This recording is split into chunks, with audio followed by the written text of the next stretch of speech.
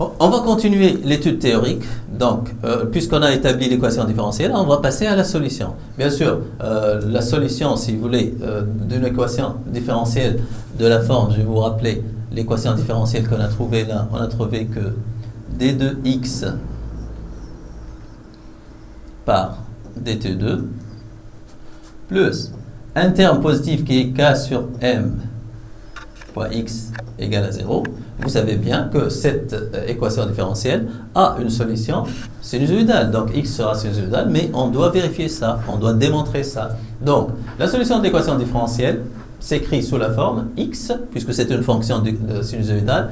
Donc ça s'écrit sous la forme d'une amplitude, d'accord, sinus oméga 0t. Oméga 0, c'est la pulsation du mouvement, si vous voulez, plus oméga 0t plus phi x. Avec phi x, c'est la phase de x, c'est la phase initiale, c'est-à-dire la phase à t égale à 0. D'accord? Donc, pour montrer que, si vous voulez, pour montrer que cette solution vérifie l'équation différentielle, donc, quelle équation différentielle? C'est cette équation différentielle. Donc, on va prendre x, on va dériver, on va atteindre la dérivée seconde de x. Donc, puisqu'on a dx par dt, x là, c'est x max sinus oméga 0t plus phi x. Vous avez vu ça plusieurs fois, la dérivée va me faire sortir oméga 0. Et le sinus sera remplacé par cosinus, dérivé de sin c'est cos, ou bien le cos c'est le sin, même phase si vous voulez, plus pi sur 2. Donc j'aurai dx par dt, donc là j'aurai oméga 0, voilà c'est oméga 0, d'accord? Donc là j'ai oméga 0, voilà.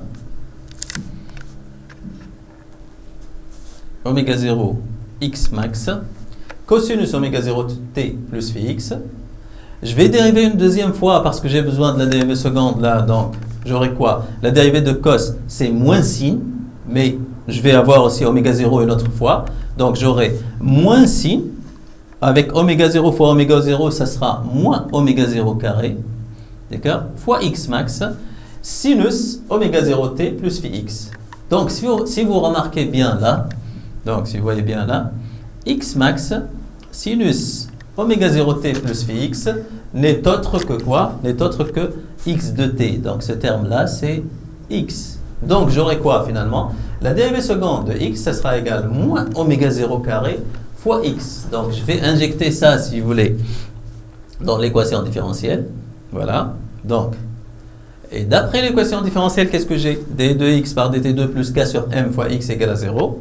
Donc, on va remplacer, donc on a remplacé d2x par dt2 par son expression qui est moins oméga 0 carré x plus k sur m fois x égale à 0. Donc, si ça c'est une solution x égale x max sinus oméga 0t plus phi x, ça doit, si vous voulez, forcément vérifier l'équation différentielle.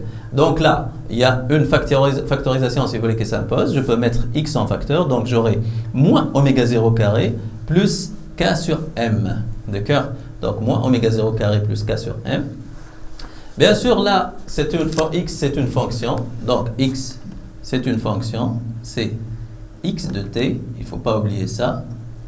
D'accord? Qui est différente de 0. Donc elle peut avoir à un certain moment des valeurs nulles, si vous voulez, mais elle n'est pas forcément toujours nulle. D'accord? Donc forcément, ce terme-là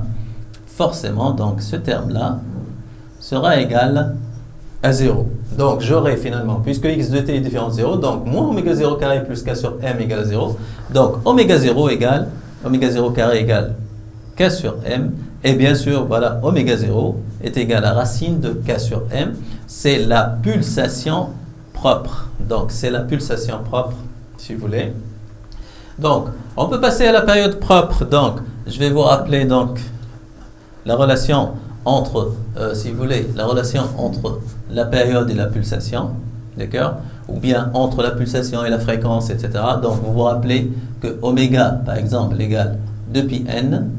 Donc si je parle de pulsation propre, c'est oméga 0. Donc forcément n sera propre, n0, d'accord? Donc par exemple là, si vous voulez, n0 sera égal à quoi? Donc n0 sera égal oméga 0 sur 2π, n'est-ce pas? Avec, on vient de dire qu'oméga 0 égale à quoi? Racine de k sur m. Donc n0, ce sera égal Oméga 0, c'est racine de k sur m. Donc, j'aurai 1 sur 2pi, racine de k sur m. Si vous voulez avoir T0, si vous voulez, donc T0, ça sera quoi? T0, c'est 1 sur N0, c'est l'inverse de la fréquence, c'est toujours ça. Donc, j'aurai 2pi racine de M sur K, si vous voulez. Donc, ce sont les relations. Donc, 2pi racine de M sur K, c'est T0. Et là, N0, c'est 1 sur 2pi racine de K sur M. Donc là, je vais juste vous rappeler votre TP, si vous voulez. Donc, pendant la séance de TP, qu'est-ce que vous avez fait? Donc, pendant la séance de TP, donc, qu'est-ce que vous avez fait pendant la séance de TP, si vous voulez? Donc, vous avez tracé, si vous voulez, T0 carré. Votre professeur vous a demandé de tracer T0 carré en fonction. Donc, vous avez tracé T0 carré en fonction de la masse. Donc, vous avez varié la masse, si vous voulez. Donc, vous avez pris, donc, vous avez pris, à chaque fois, vous avez varié la masse, vous avez pris M en kilogrammes, si vous voulez. T en quoi? T0, si vous voulez. T0 en quoi? En secondes.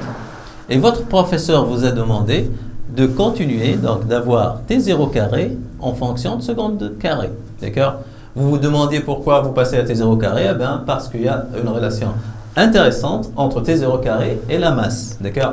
Donc là, vous avez varié M. À chaque fois, vous avez mesuré, si vous voulez, la durée de 10 périodes.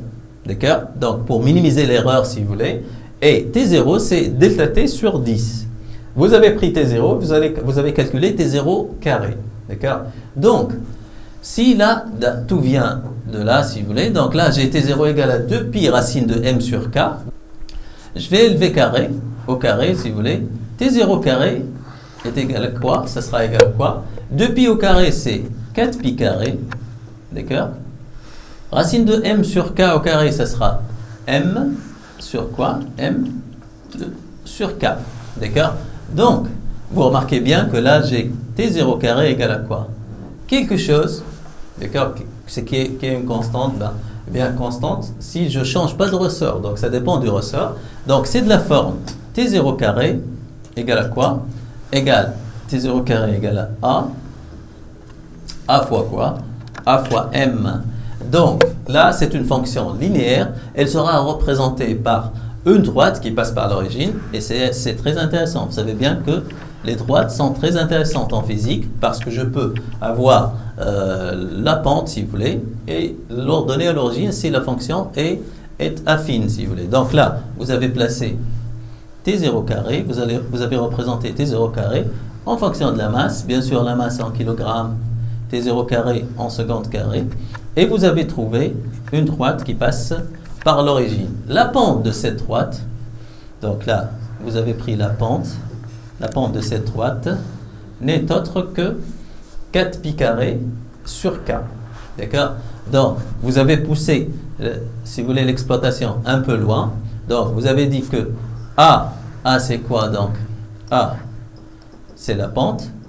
Donc, l'étude expérimentale vous a permis d'avoir la pente de la droite, moyennant une erreur expérimentale, si vous voulez. Donc, A, c'est la pente. Vous avez fait le lien entre l'étude expérimentale et l'étude théorique. Donc, vous avez dit que la pente n'est autre que 4pi carré sur K. Donc, vous pouvez dégager la K. Vous avez dit que K est égal à 4pi carré sur A. D'accord? Et vous avez ainsi vérifié la valeur de la constante de raideur du ressort que vous avez préalablement mesurée, si vous voulez. D'accord? Avec un tableau ou bien avec quelques valeurs. Donc là, c'est une vérification de cette valeur. D'accord? Donc, on va passer à autre chose.